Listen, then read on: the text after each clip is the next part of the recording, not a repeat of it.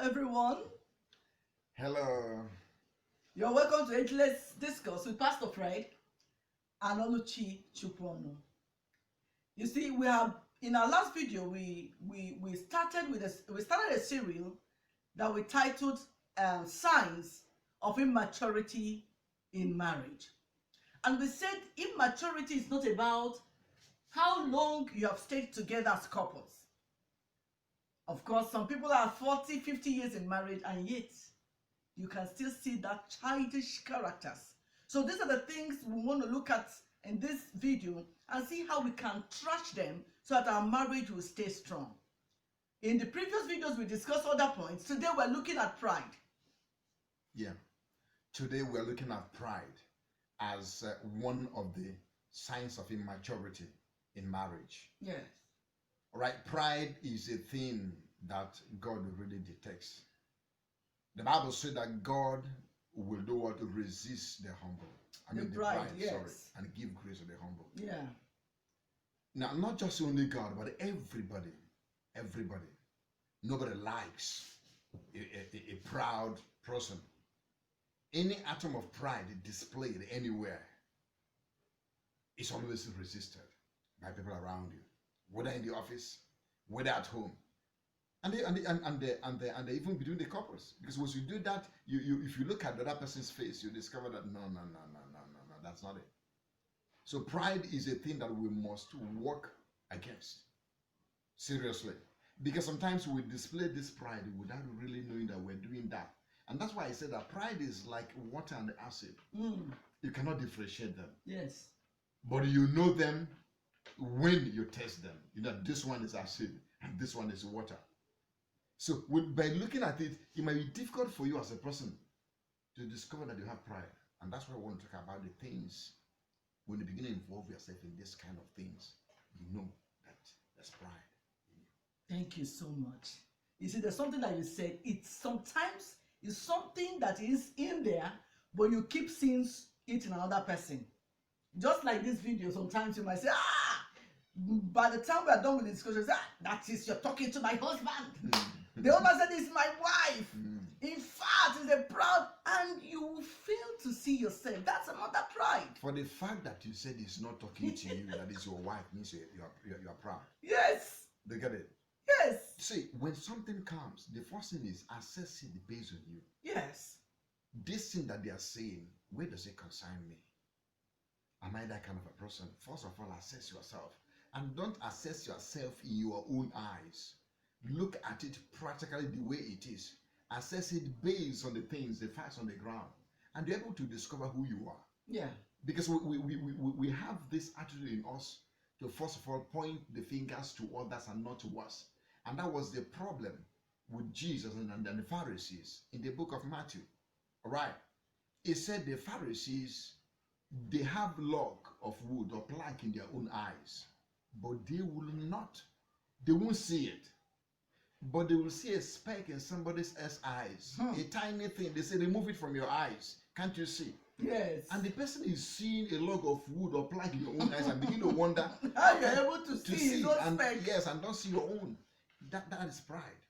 Pride will make you not to see who you are, but you are there, want to offer correction. You don't, in someone's work, all right? Trying to see one not being perfect in what he's doing, but see yourself as a perfect being. Whatever you say is the correct one, what another person says is incorrect. Yeah. Like he's rightly mentioned, you are talking about fault finding. Yes. You know one thing about pride is an overestimation of self. You just feel that, wow, I'm better than my spouse. Yes. Probably in one way or the other, financially, and all those stuff. So it makes you to overestimate yourself. You feel that you are the foundation of the success of your home. Yeah. And once that thought comes in, the marriage is already going down. Remember, the Bible says that once pride goes, it goes before fall. Goes, yes. So as soon as you start having pride, the next thing is falling, yes, crashing. Yes. So you see, a fault finder will look at the spouse, and all he or she sees is just fault. once he puts on that lens and goggle, all that he's seeing, in fact, he will magnify. You know what this thing they use? Telescope. Yeah. Instead of viewing telescope from the small angle, you turn it and use the biggest lens To zoom in. to zoom it. To zoom it. So that little speck becomes a plank. You know, so in our homes, you discover that once we find ourselves always assessing our spouse through the mirror of faults, you view him or her through faults. I mean, it's pride, because you are feeling that you are better off. Yes. Another issue I wanted to look at is the aspect of blaming. Yes. Yes. When we just talk about fault finders, finding fault, and at the same time also, because when you find fault, you begin to blame the other person. Yes. You want to always label the other one that you are the one. What it was because of you that this thing happened. All right. You don't listen. I've been telling you that. I've been teaching you. This is you coming. You may be a teacher. Yes, because proud people, they always want to teach. Even God help when us. they are ignorant of that thing, they want to teach you. And sometimes you begin to wonder, what are you talking about, by the way? But because you are dealing with somebody that is humble, you keep quiet. You said, okay, I'm not. And you will go out there, just like the Bible says in the book of James, it said, you'll be like that man who look at himself in a mirror and build himself and walk away, not knowing who he is Anymore. Because what appears is not really who you are. Who you are is inside of you.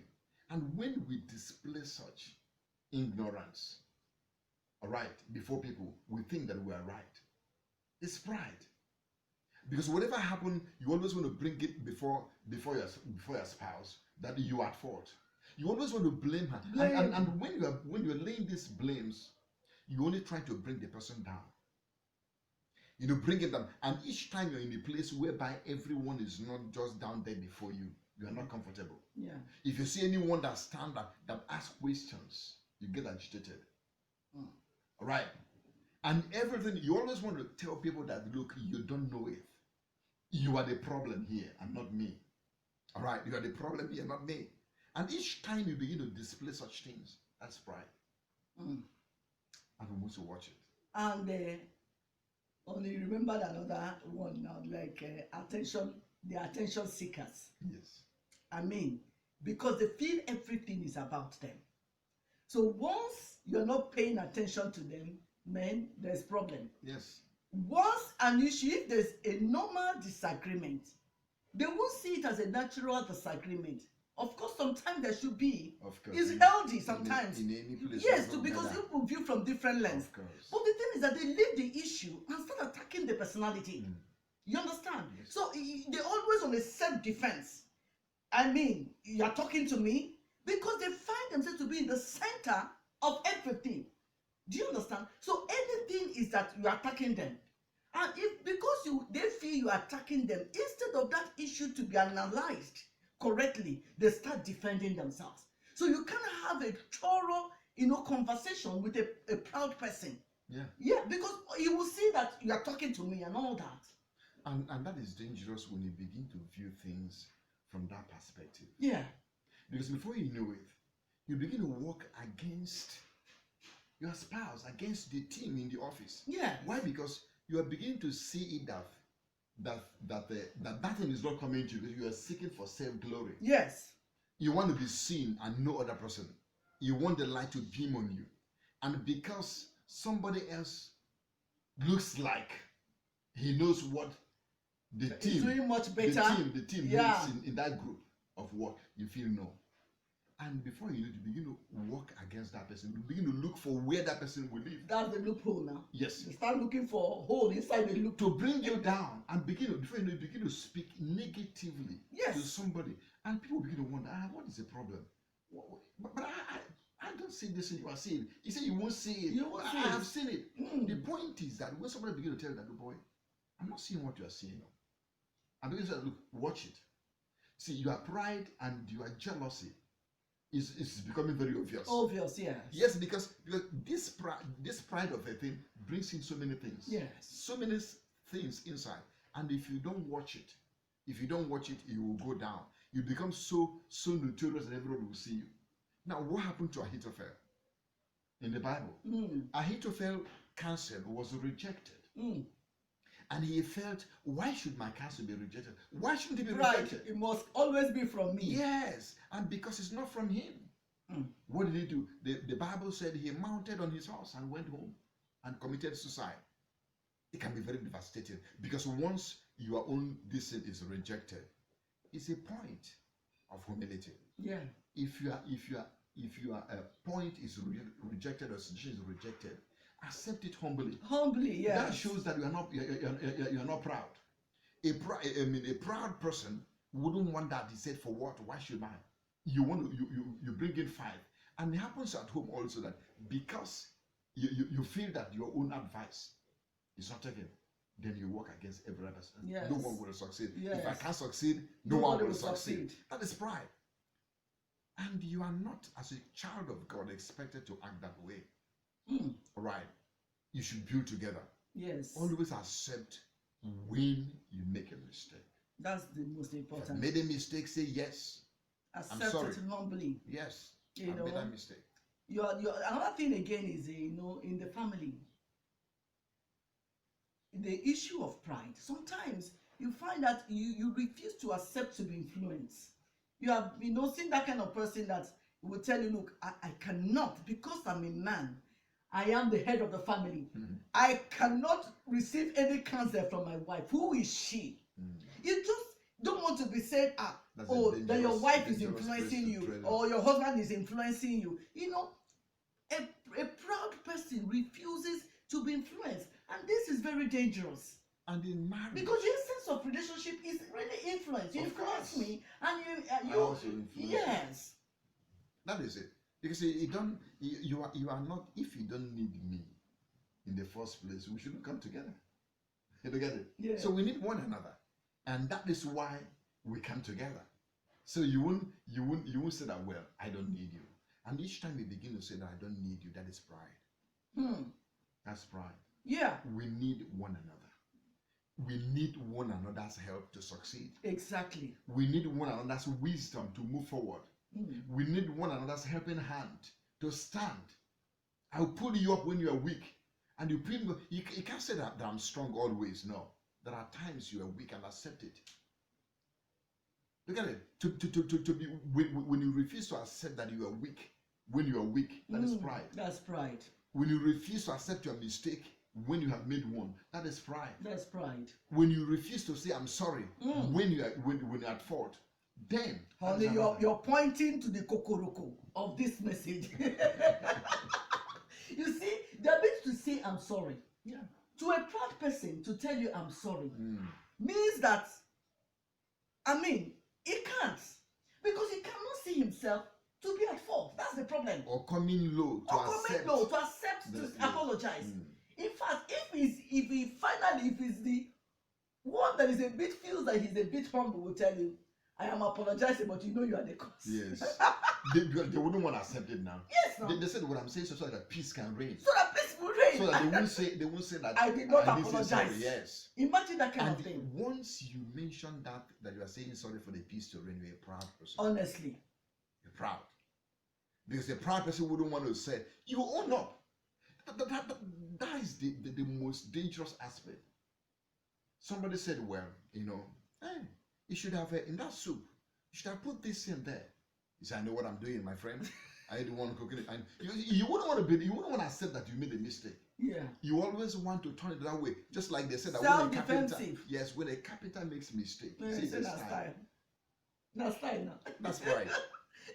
So, you see, there's a lot to talk about pride. It's a serious issue. Yes. There's a lot.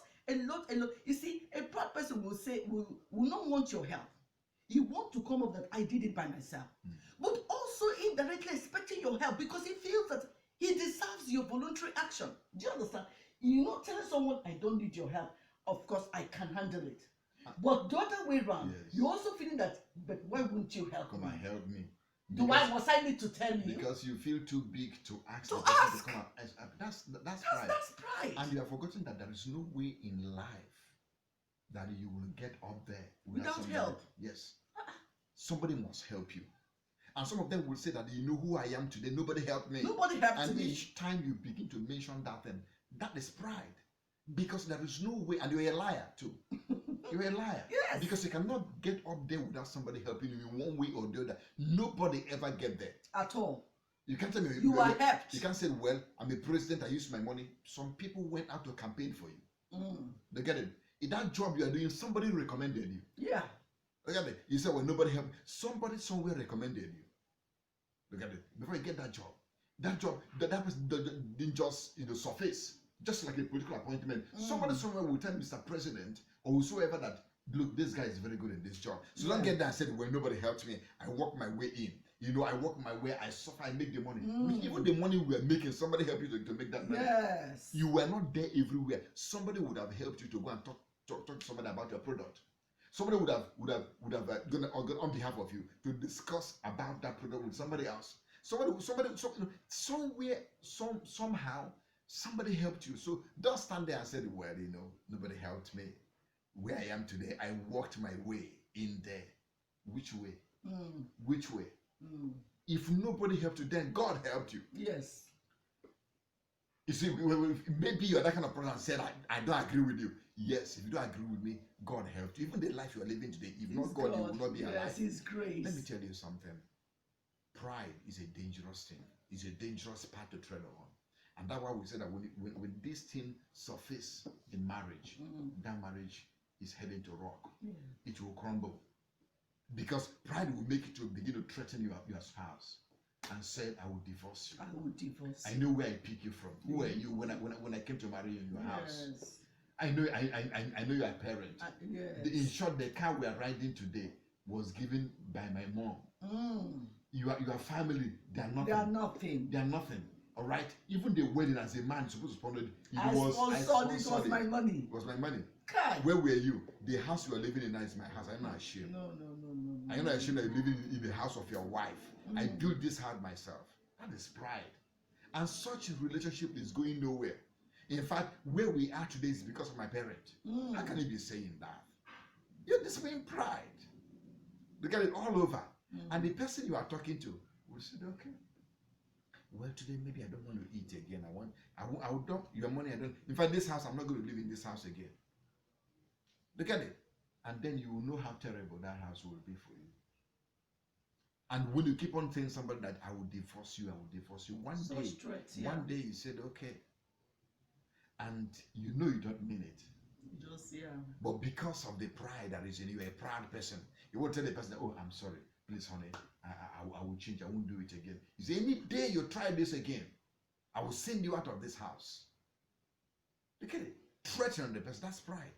And when that person said, okay, I'm sorry, I feel that we're not meant to be together. I will leave. Sorry. And for you to say, no, you will not go. Because a proud man wouldn't say, oh, sorry, I'm sorry about it. I don't mean it. You want to come down and say, I'm sorry. And you will let that when it happened in your heart, you'll be regretting. How many decisions have you taken in your life and you discover that you would have, yes, and you would have said sorry and you didn't say that to them and you are regretting it. Today you see the day of salvation. You can repent and call that person on phone and say, I'm sorry. Or maybe already, because of your mistake, your wife or your husband has left the house. I'm telling you, pick your phone now and call him or answer, I'm sorry. You see, that is the point. That's where we should start. Humility is, I'm sorry. I don't mean it that way. And even if I know I've hurt you, please forgive me. Those words can bring back your marriage back. Stamp out pride in our marriage. And today we will enjoy the grace. The Bible says God will give grace to the humble. Once we humble ourselves to ask forgiveness, I tell you something, that person will turn around. And we experience the newness in the marriage, the fresh air again in marriage and our relationship. We see the romance sparked up again when we come back and say, I'm sorry. Those things that I've been saying, no, I don't mean it. It could be in your office. There's somebody you need to apologize. Go do that. Apologize. All right? And restore that team together again. And you see the company advancing. Don't be a hindrance. Don't stand in the way of be an obstruction to that good work that you've started. A proud person will tear down what he has built. You have heard it all. The Bible said that God gives grace to the humble. You see, we need grace to build our homes. We need grace to stamp out this immaturity, sign called pride. We just need that grace. God, when we will allow pride, we have set ourselves against God. So today we have heard it all. We want you to turn a new leaf. Yeah. Work on your home. It's something that we see every day. But as you work on it, God will enable us by His grace, and we will overcome. Hallelujah. Thank you so much. Thank you for being with us till this time. God bless you. Amen. And I hope that we have ministered to you. And please follow us on our social medias, on WhatsApp, Facebook, and Instagram. All right. And please share our videos. Please share our videos. Share our videos. You never know who that video will change. Yes. And we are working together when you do that. God bless you. God bless you. I'll see you some other time. Bye.